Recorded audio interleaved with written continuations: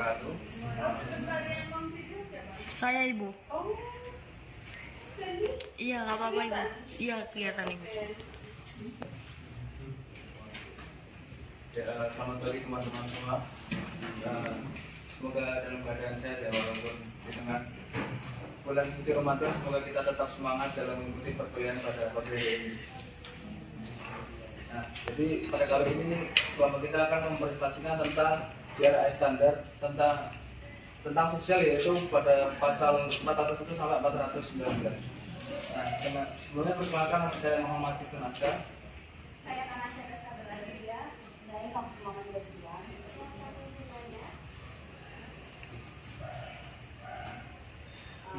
Jadi di materi pertama kita akan membahas sedikit tentang Corporate Sustainability Report. Corporate Sustainability Report atau CSR itu laporan keberlanjutan perusahaan atau proses di mana perusahaan melaporkan dampak sosial, lingkungan, dan ekonomi mereka. Laporan ini memberikan transparansi mengenai bagaimana perusahaan mengelola risiko keberlanjutan dan menciptakan nilai jangka panjang. Lalu CSR itu melibatkan pelaporan non finansial yang seringkali mencakup dampak yang pertama dari lingkungan, sosial, dan ekonomi. Dampak lingkungan sendiri itu mempunyai contoh seperti penggunaan sumber daya alam, emisi karbon, dan pengelolaan limbah. Di dampak sosial itu terdapat hak asasi manusia, kesejahteraan pekerja, tanggung jawab terhadap komunitas. Lalu di dampak ekonomi itu termasuk transparansi tata kelola, etika bisnis, dan juga keberlanjutan operasional. Lalu terdapat beberapa standar dan kerangka kerja umum yang digunakan perusahaan untuk menyusun sustainability reporting. Antara lain yang pertama ada GRI. Di GRI sendiri itu kepanjangannya Global Reporting Initiative, salah satu standar pelaporan keberlanjutan yang paling banyak digunakan di seluruh dunia. Yang kedua ada SASB atau Sustainability Accounting Standards Board, itu menyediakan standar pelaporan yang fokus pada dampak keberlanjutan terhadap kinerja keuangan perusahaan. Yang ketiga terdapat ISO 26000, itu standar internasional yang memberikan panduan tentang tanggung jawab sosial. Dan yang terakhir ada IR atau Integrated Reporting, yang dimana menggabungkan laporan keberlanjutan dengan laporan keuangan untuk menunjukkan bagaimana perusahaan menciptakan nilai dalam jangka panjang. Lalu terdapat tujuan, manfaat, dan juga tantangan CSR sendiri.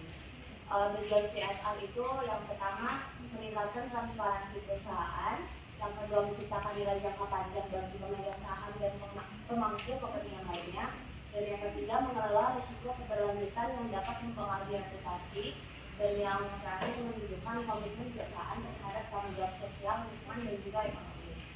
Lalu CSR ini punya banyak manfaat, antara lain terdapat peningkatan reputasi perusahaan di mata publik, dan yang kedua akan modal lebih baik karena investor lebih tertarik pada perusahaan yang menerapkan langkah-langkah keberlanjutan, dan yang ketiga pengelolaan risiko yang lebih baik terutama terkait perubahan iklim dan juga regulasi lingkungan. Yang terakhir keterlibatan karyawan yang lebih baik karena perusahaan itu dianggap lebih bertanggung jawab. Meskipun penting, CSR itu tidak lepas dari tantangan. Yang pertama, terdapat keterbatasan data yang akurat dan relevan terkait dampak lingkungan dan sosial. Dan yang kedua, biaya yang tinggi untuk menyusun dan menerbitkan laporan keberlanjutan. Dan yang terakhir, kesulitan dalam pengukuran kinerja keberlanjutan yang seringkali bersifat kualitatif. Oke, selanjutnya adalah GRI standar sosial. Nah, definisinya sendiri adalah standar internasional yang mengungkap dan melaporkan dampak sosial suatu perusahaan kepada masyarakat, terutama tentang dampak dari aktivitas operasional perusahaan, apakah berkontribusi positif ataukah negatif terhadap lingkungan dan program keberlanjutan. Lalu apa sih urgensi dari pengungkapan GRI standar sosial? Yang pertama itu ada peningkatan transparansi dan akuntabilitas, yaitu di mana pengungkapan informasi sosial dalam perusahaan itu membantu perusahaan untuk menunjukkan transparansi dalam operasional mereka. Hal ini dapat meningkatkan dan menciptakan akuntabilitas kepada pemangku kebijakan, kepentingan, termasuk karyawan, pelanggan, investor, dan masyarakat umum. Lalu yang kedua ada meningkatkan reputasi. Nah, dengan laporan kinerja sosial itu perusahaan dapat membangun reputasi yang baik di mata publik sehingga meningkatkan kepercayaan dan loyalitas pelanggan kepada perusahaan dan menarik investor baru untuk menambah modal perusahaan. Lalu yang ketiga ada identifikasi resiko dan peluang, yaitu pengungkapan sosial itu dapat memungkinkan perusahaan untuk menemukan resiko-resiko baru dan peluang baru dari feedback yang diberikan oleh masyarakat ataupun dari data-data yang dilampirkan dalam laporan kinerja sosial itu. Lalu yang keempat ada kepatuhan regulasi. Nah, karena peraturan CSR sendiri itu diatur dalam sebuah peraturan perundang-undangan ya, itu kan pastinya ada sanksi.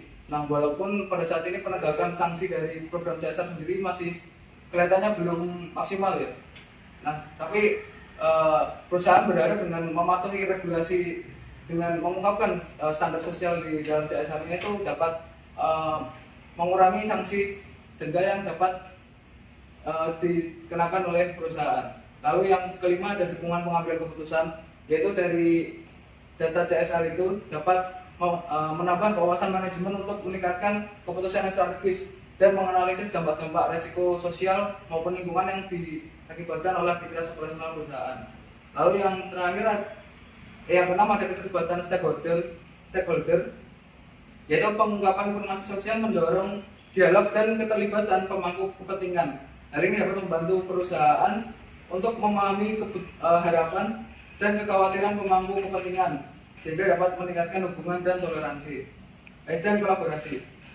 Lalu yang terakhir ada meningkatkan kinerja internal, yaitu pengumpulan dan pelaporan data sosial dapat mendorong perusahaan untuk mengevaluasi dan meninggalkan praktik operasional mereka dan meningkatkan operasional praktik mereka seperti kebijakan kepegawaian, pelatihan, program kesehatan dan keselamatan. Nah, lalu kita masuk ke pasal 401, yaitu yang membahas tentang kepegawaian. Nah, di pasal 401 sendiri ada 3 ayat. Yang pertama ayat 1 tentang perekrutan karyawan baru dan pergantian karyawan. Nah, yang harus dilaporkan dalam CSR itu sendiri yang pertama ada jumlah total karyawan dan tingkat perekrutan karyawan baru selama periode pelaporan, yaitu bisa diklasifikasikan berdasarkan kelompok usia, jenis kelamin dan wilayah. Lalu yang kedua ada jumlah total dan tingkat penggantian karyawan selama periode pelaporan berdasarkan klasifikasi yang tadi. Lalu yang ayat kedua itu tentang tunjangan karyawan purna waktu. Nah, yang harus dilaporkan dalam CSR itu adalah tunjangan yang bersifat standar untuk karyawan purna waktu organisasi tetapi tidak diberikan kepada karyawan sementara atau paruh waktu. Nah, berdasarkan lokasi operasi yang signifikan. Ini termasuk secara minimum asuransi jiwa, perawatan kesehatan, tanggungan disabilitas, cuti melahirkan, persiapan masa pensiun, dan kepemilikan saham lainnya. Lalu yang kedua ada definisi yang digunakan untuk lokasi operasi yang signifikan. Lalu ayat yang ketiga ada tentang cuti melahirkan. Nah, yang harus dicantumkan dalam CSR perusahaan itu yang pertama ada jumlah karyawan yang mendapatkan cuti melahirkan berdasarkan jenis kelamin. Yang kedua ada jumlah karyawan yang mengambil cuti melahirkan berdasarkan jenis kelamin juga. Lalu yang ketiga ada jumlah total karyawan yang kembali bekerja pada periode pelaporan setelah cuti melahirkan terakhir berdasarkan jenis kelamin. Lalu yang keempat ada total jumlah karyawan yang kembali bekerja setelah cuti melahirkan berakhir yang masih dipekerjakan 12 bulan setelah kembali bekerja berdasarkan jenis kelamin. Lalu yang terakhir ada tingkat karyawan yang mengambil cuti melahirkan yang kembali bekerja dan dapat dipertahankan berdasarkan jenis kelamin juga. Nah, ini adalah contoh dari pengungkapan JRI 401 tentang kepegawaian. Di sini kami mengambil studi kasus dari CSR PT Adaro tahun 2023. Nah, di mana di sana itu terdapat jumlah karyawan pada tahun 2023, 2022 dan 2021 yang diklasifikasikan berdasarkan jenis kelamin. Nah, lalu yang kedua ada JRI 402, yaitu yang mengatur tentang hubungan tenaga kerja atau manajemen. Nah, yang harus diungkapkan dalam CSR sendiri itu yang pertama adalah jumlah minggu pemberitahuan minimum yang biasanya diberikan kepada para karyawan dan perwakilan mereka sebelum pengimplementasian perubahan operasional yang signifikan yang dapat memberi pengaruh besar kepada mereka. Hal yang kedua untuk organisasi dengan perjanjian perundingan kolektif, laporan periode pemberitahuan dan ketentuan konsultasi serta negosiasi diselesaikan secara spesifik dalam perjanjian kolektif. Nah, lalu yang pasal ketiga dalam pasal 403 yaitu tentang K3, kesehatan dan keselamatan kerja. Nah, itu juga terdiri dari 3 ayat. Ayat yang pertama itu perusahaan harus mengungkapkan dalam CSR tentang tingkat mana komite resmi gabungan manajemen bekerja untuk kesehatan dan keselamatan biasanya beroperasi di dalam organisasi. Lalu yang kedua ada presentasi pekerja yang pekerjaannya atau tempat kerjanya dikendalikan oleh organisasi yang diwakili oleh komite resmi gabungan manajemen praktek untuk K3. Lalu ayat yang kedua yaitu perusahaan harus melaporkan tentang jenis kecelakaan kerja, tingkat kecelakaan kerja atau TKK, lalu tingkat penyakit akibat pekerjaan, tingkat hari kerja yang hilang, tingkat ketidakhadiran, dan kematian terkait pekerjaan untuk seluruh karyawan dengan perincian berdasarkan wilayah dan jenis kelamin. Lalu yang kedua ada jenis kecelakaan kerja, tingkat kecelakaan kerja, kematian terkait pekerjaan untuk seluruh pekerja, tidak termasuk karyawan yang pekerjaannya atau tempat kerjanya dikendalikan oleh organisasi dengan perincian berdasarkan wilayah dan jenis kelamin. Lalu yang terakhir ada sistem peraturan yang berlaku dalam mencatat dan melaporkan statistik kecelakaan. Lalu ayat yang ketiga itu perusahaan harus melaporkan dalam CSR-nya tentang apakah ada pekerja yang pekerjaannya atau tempat kerjanya itu dikendalikan oleh organisasi yang terlibat dalam aktivitas kerja dengan tingkat kecelakaan yang tinggi atau risiko penyakit tertentu yang tinggi. Lalu apakah perjanjian resmi baik lokal ataupun global dengan serikat buruh mencakup K3? Jika iya, sampai sejauh mana? Lalu dalam bentuk persentase berapa? Lalu berapa topik K3 yang dicakup oleh perjanjian tersebut? Nah, ini adalah contoh implementasi JRI 403 tentang K3 dari perusahaan Adaro pada 3 tahun terakhir. Yaitu yang membahas tentang yang atas itu ada tabel kecelakaan kerja, yang bawah ada jumlah hari kerja yang hilang. Nah, lalu di pasal yang 404 itu membahas tentang pelatihan dan pendidikan. Itu terdiri dari 3 ayat juga.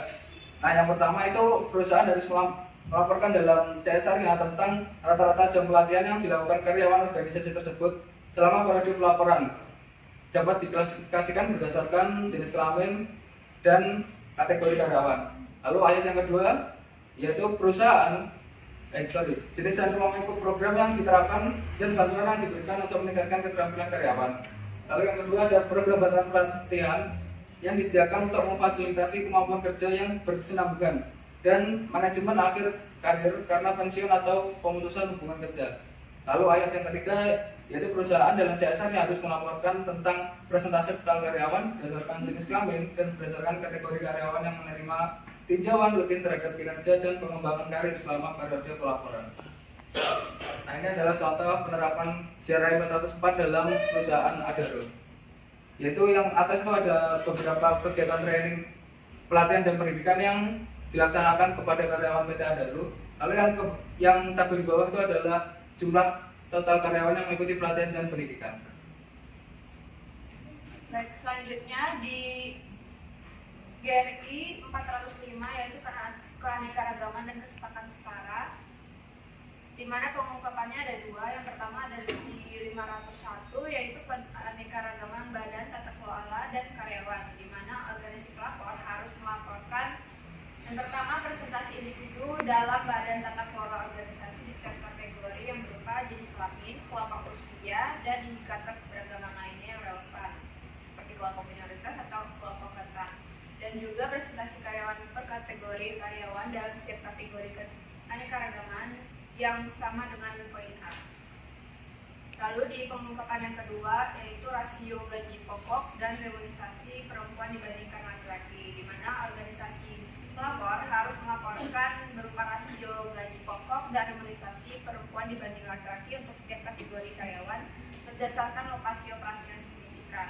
Dan yang kedua, definisi yang digunakan untuk lokasi operasi yang signifikan itu berdasarkan lokasi geografis atau wilayah operasional utama untuk memberikan transparansi yang lebih besar. Nah, ini implementasi dari GRI 405 pada PT Adaro di tahun 2023, di mana di sini PT Adaro karyawannya ini berdasarkan wilayah kerja dan umur. Dan juga di ayat yang kedua, PT Adaro ini memberikan kesetaraan remunerasi bagi pegawai baik pria maupun wanita, dan sehingga persoalan tidak membedakan pemberlakuan pegawai berdasarkan gender baik laki-laki atau perempuan. Selanjutnya GRI 406 yaitu non diskriminasi, di mana pengungkapan ini hanya ada satu ayat, yaitu insiden diskriminasi dan tindakan perbaikan yang dilakukan, di mana organisasi pelapor harus melaporkan sejumlah total insiden diskriminasi selama periode pelaporan dan status insiden dan tindakan yang dilakukan berdasarkan rujukan, yaitu insiden yang ditinjau oleh organisasi, rencana remediasi yang sedang dilaksanakan, lalu rencana remediasi yang telah diterapkan dengan hasil yang ditinjau melalui proses kajian manajemen internal rutin, dan yang terakhir insiden yang tidak lagi menjadi subjek tindakan. Selanjutnya yang 407 yaitu kebebasan berserikat dan perundingan kolektif, di mana pengungkapan ini hanya ada satu ayat, yaitu operasi dan pemasok, di mana hak atas kebebasan berserikat dan perunding kolektif mungkin beresiko. Nah, organisasi pelapor harus melaporkan yaitu operasi dan pemasok, di mana hak-hak pekerja untuk menjalankan kebebasan berserikat atau perlindungan kolektif mungkin dilanggar atau sedang mengalami risiko signifikan dalam hal jenis operasi dan negara-negara atau wilayah geografis dengan operasi dan pemasok yang dianggap beresiko. Dan juga tindakan yang dilakukan oleh organisasi dalam periode pelaporan yang bertujuan mendukung hak untuk menjalankan kebebasan berserikat dan perundingan kolektif.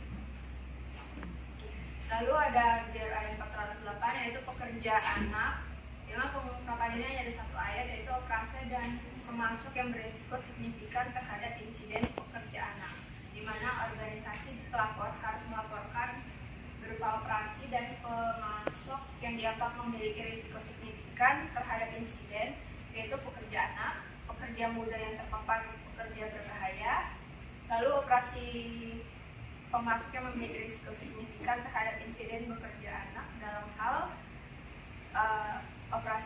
jenis operasi seperti pabrik manufaktur dan pemasok, dan juga negara atau wilayah geografis dengan operasi dan pemasok yang dianggap berisiko. Dan yang terakhir, tindakan yang dilakukan oleh organisasi dalam periode pelaporan yang ditujukan untuk kontribusi pada penghapusan pekerja anak secara efektif.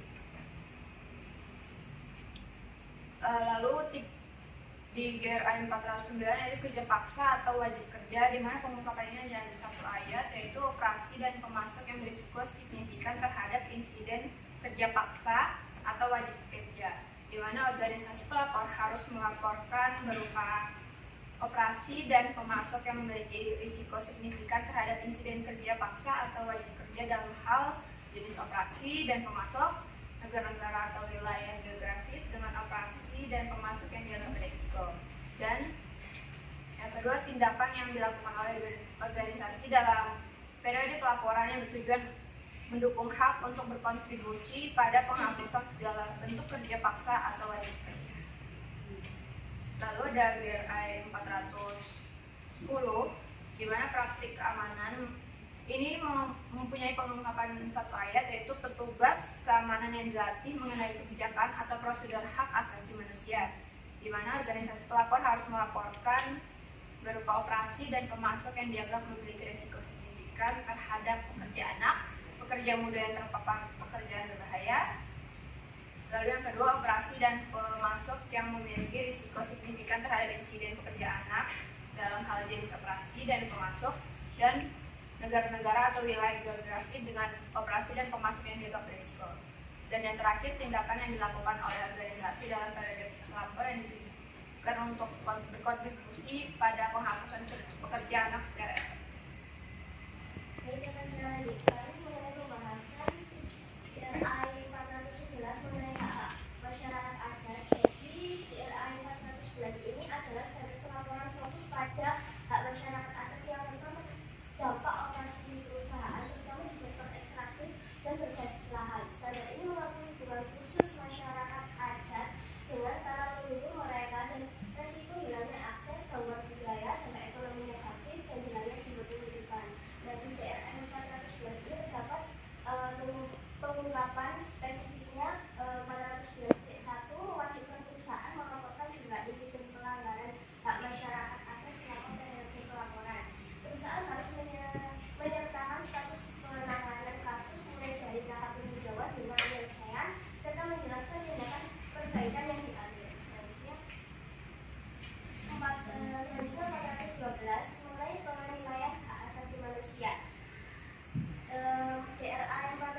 12 ini adalah standar untuk implementasi prinsip hak asasi manusia dalam operasional organisasi. Standar ini mendorong organisasi untuk mengevaluasi dan melaporkan dampak kegiatan mereka terhadap hak asasi manusia melalui kepatuhan pada standar ini.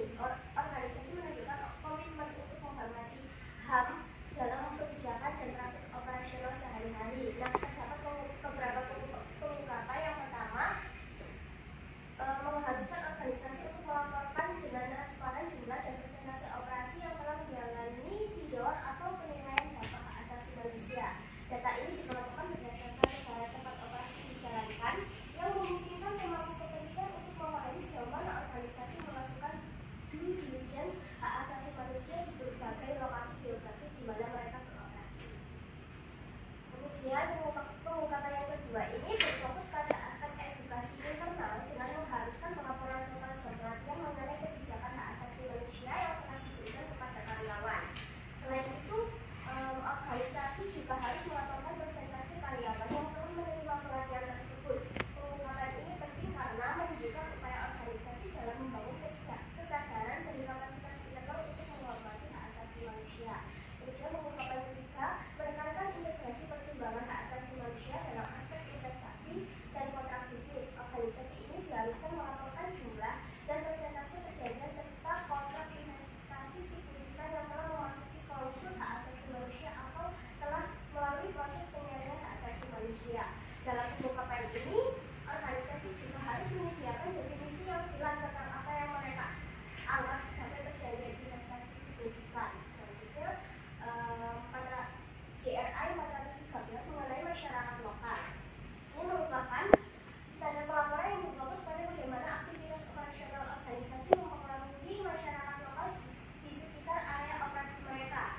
Standar ini tidak hanya memperhatikan dampak negatif yang mungkin timbul, tetapi juga mendorong organisasi untuk mengembangkan program keterlibatan dan pengembangan masyarakat yang positif dan berkelanjutan. Nah, di 413 ini terdapat indikator yang mewajibkan organisasi melakukan presentasi operasi yang menerapkan program keterlibatan masyarakat lokal. Ini meliputi penilaian dampak sosial, gender, dan lingkungan secara partisipatif, pengungkapan hasil penilaian program pengembangan berbasis kebutuhan masyarakat, keterlibatan pemangku kepentingan, komite konsultasi inklusif, pembagian pekerja, dan mekanisme pengaduan yang mudah diakses. Selanjutnya, di pengungkapan yang kedua ini lebih spesifik pada identifikasi dan pelaporan operasi yang memiliki atau berpotensi memiliki dampak negatif signifikan terhadap masyarakat lokal. Organisasi diharuskan untuk secara transparan melaporkan lokasi operasi tersebut dan menjelaskan jenis dampak negatif yang terjadi atau mungkin terjadi. Standar JRI 413 ini membantu organisasi untuk tidak hanya mengidentifikasi dan mengelola risiko sosial, tetapi juga meningkatkan kualitas hubungan dengan masyarakat sekitar, serta memastikan adanya dukungan sosial untuk operasi mereka di wilayah tersebut. Selanjutnya, JRI 414 mengenai penilaian sosial pemasok. Ini memperluas fokus tanggung jawab sosial organisasi ke seluruh rantai pasokan mereka. Standar ini mengakui bahwa tanggung jawab sosial sebuah organisasi tidak berhenti pada operasi internal, tetapi juga mencakup bagaimana mereka memilih dan mengelola pemasok mereka untuk memastikan praktik sosial yang bertanggung jawab di sepanjang rantai nilai. Terdapat beberapa indikator yang pertama ini mengharuskan organisasi untuk melaporkan presentasi pemasok baru yang telah diseleksi menggunakan kriteria sosial sebagai bagian dari proses penyaringan. Ini menunjukkan tingkat integrasi pertimbangan sosial dalam proses pengadaan dan seleksi pemasok organisasi. Selanjutnya, di pengungkapan yang kedua ini menuntut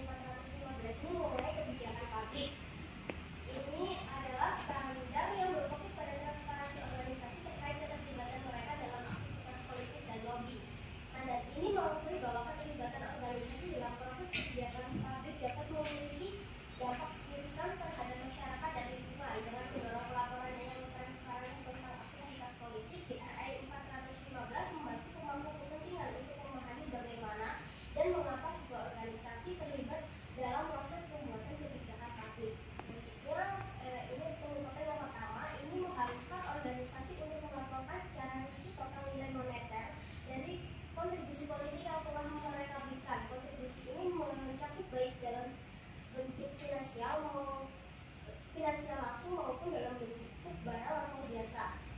Organisasi diharuskan untuk melaporkan kontribusi tersebut berdasarkan negara dan penerima atau penerima manfaat. Jika organisasi memberikan kontribusi non finansial, mereka juga diharuskan untuk menjelaskan metode yang digunakan dalam menghitung nilai moneter dari kontribusi tersebut. Transparansi ini salah satu cara kontribusi politik dapat mempengaruhi kebijakan publik dan regulasi yang pada gilirannya dapat mempengaruhi masyarakat dan lingkungan. Selanjutnya, pembahasan mengenai JNI 416 mengenai kesehatan dan keselamatan pelanggan. Ini berfokus pada tanggung jawab organisasi untuk memastikan bahwa produk dan jasa yang mereka tawarkan tidak membahayakan kesehatan dan keselamatan pelanggan. Standar ini mengakui bahwa keamanan produk dan jasa adalah komponen penting dari praktik bisnis yang bertanggung jawab dan berkelanjutan. Terdapat pengungkapan yang pertama, mengharuskan organisasi untuk melakukan presentasi kategori produk dan jasa signifikan yang telah menjalani penilaian dampak kesehatan dan keselamatan. Penilaian ini dilakukan dengan tujuan untuk mengidentifikasi area yang memerlukan perbaikan. Pengungkapan ini menunjukkan sejauh mana organisasi secara proaktif mengevaluasi potensi resiko kesehatan dan keselamatan dari produk dan jasa mereka sebelum mencapai konsumen. Kemudian pengungkapan yang kedua, mengharuskan organisasi untuk melaporkan jumlah total insiden ketidakpatuhan terhadap regulasi dan atau peraturan sukarela yang berkaitan dengan dampak kesehatan dan keselamatan dari produk dan jasa mereka. Insiden-insiden ini dikategorikan berdasarkan tingkat keparahannya. Insiden yang menghasilkan denda atau hukuman, insiden yang menghasilkan peringatan, dan insiden ketidakpatuhan terhadap peraturan sukarela. Pengungkapan ini memberikan gambaran tentang efektivitas sistem manajemen keamanan produk organisasi dan komitmen mereka terhadap kesehatan dan keselamatan pelanggan. Selanjutnya akan dijelaskan. Selanjutnya ada JRI yang pasal 417.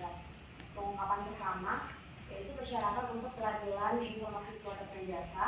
Jadi organisasi pelapor itu harus melaporkan informasi seperti apakah masing-masing jenis informasi itu disyaratkan oleh prosedur organisasi untuk pelabelan dan informasi produk dan jasa, meliputi sumber komponen produk atau jasa, isi khususnya yang berhubungan dengan zat yang mungkin menghasilkan dampak lingkungan atau sosial, dan yang ketiga penggunaan produk atau jasa dengan aman, dan yang terakhir pembuangan produk dan dampak lingkungan atau sosial, dan yang kedua persentase kategori produk atau jasa yang signifikan dan yang dicakup dan dinilai kepatuhannya terhadap prosedur tersebut.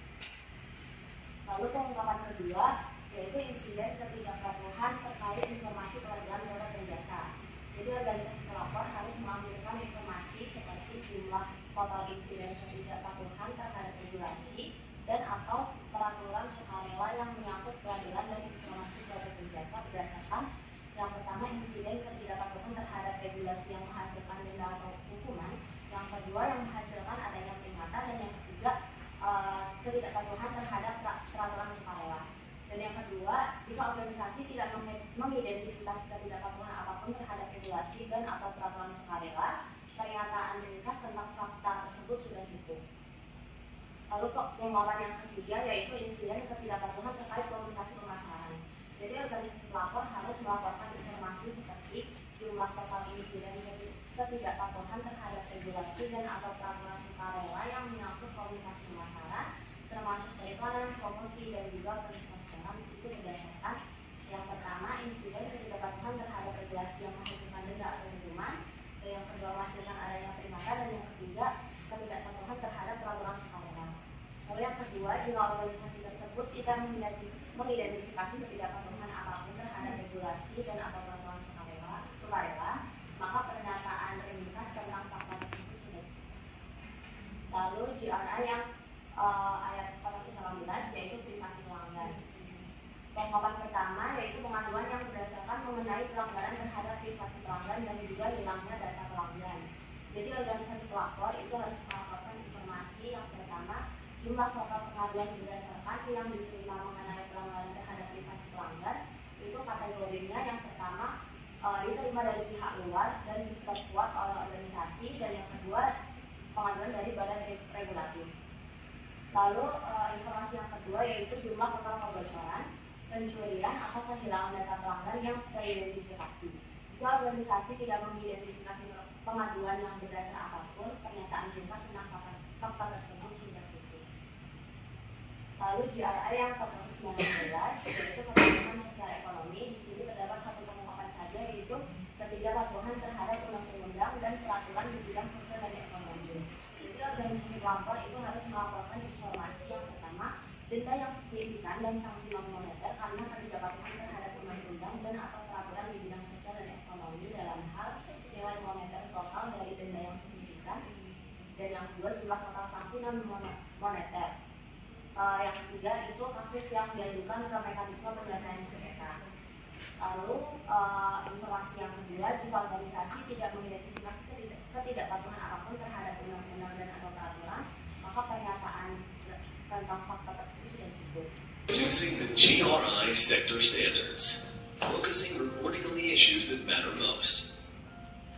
The world is facing many challenges, including climate change, biodiversity loss, poverty, and inequality, which require urgent action from all of us. To address these challenges, organizations in a sector which share many common activities and impacts must focus on the issues that matter most. Sustainability reporting by individual companies has fallen short of addressing these challenges and the information needs and expectations of stakeholders. Higher quality and comparable sustainability reporting within sectors is therefore required to increase transparency and accountability. GRI has responded to this need with the GRI sector standards, which address the sector's most significant impacts on the economy, environment, and people. Sector standards work alongside the Universal Standards 2021, which apply to all organizations regardless of their sector, and the Topic Standards, which contain disclosures for reporting on areas like occupational health and safety, biodiversity, and waste. Here's how sector standards work. An organization uses the standard that applies to its sector.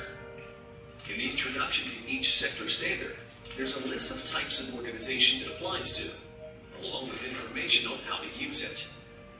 The next section gives an overview of the sector's activities, types of business relationships, and context, which are critical for identifying actionable and potential impacts. The main section covers likely material topics, outlining the topics that are likely to be material for organizations in the sector and potentially merit reporting. These topics represent the sector's most significant impacts and have been identified based on available evidence, authoritative international instruments, and the recommendations of a multi-stakeholder expert group. Organizations reporting in accordance with the GRI standards review each topic in this section and determine whether it's material for them. Organizations need to determine their material topics according to their own specific circumstances, such as business model, ownership structure, and geographic, cultural, and legal operating context. Sector standards support an organization in their materiality process, ensuring they consider all topics that have been identified as likely material for their sector. Next, organizations determine what to report. For each topic, the sector standard includes a list of disclosures. These disclosures have been identified as relevant for organizations in the sector to report on. Most of the disclosures listed come from GRI topic standards. For the detail of these disclosures, you go to the corresponding standard to find all of the requirements and useful guidance. For example, to report on Disclosure 413-1, you need to go to GRI 413 Local Communities and check the content of the disclosure. If any of the topic standards disclosures are not relevant to the organization's impacts, they do not have to be reported. Reporting for each likely material topic may also include additional sector recommendations and disclosures. These have been identified as relevant for organizations because of the sector's impacts and are encouraged but not required. A few more things. Every organization using the GRI standards needs to publish a GRI content index.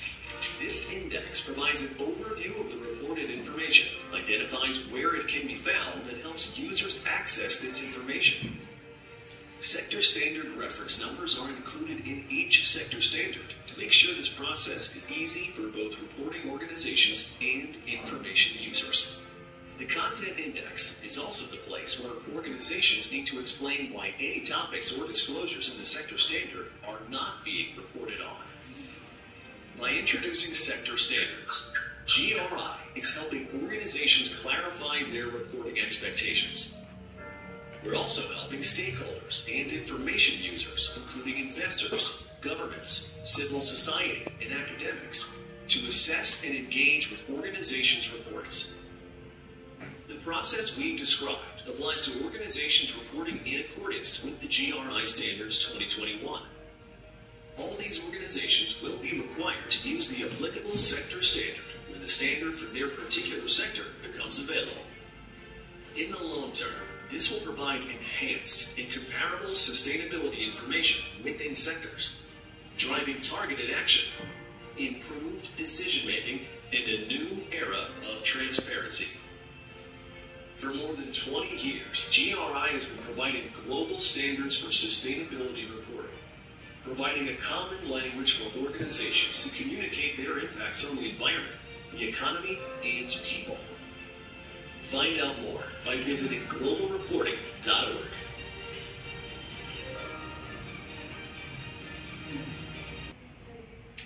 Hello, friends, and welcome. Today, we are going to talk about standards reporting in 2024. Before we jump into the video, make sure you like the video and subscribe to our channel for more educational videos. Now, let's get started. 1. Prioritize stakeholder engagement. Engage stakeholders early and continuously throughout the reporting process. Gather their feedback on social issues and incorporate their perspectives into your GRI social standards reporting to ensure it addresses relevant concerns. 2. Focus on human rights. Highlight your organization's commitment to human rights.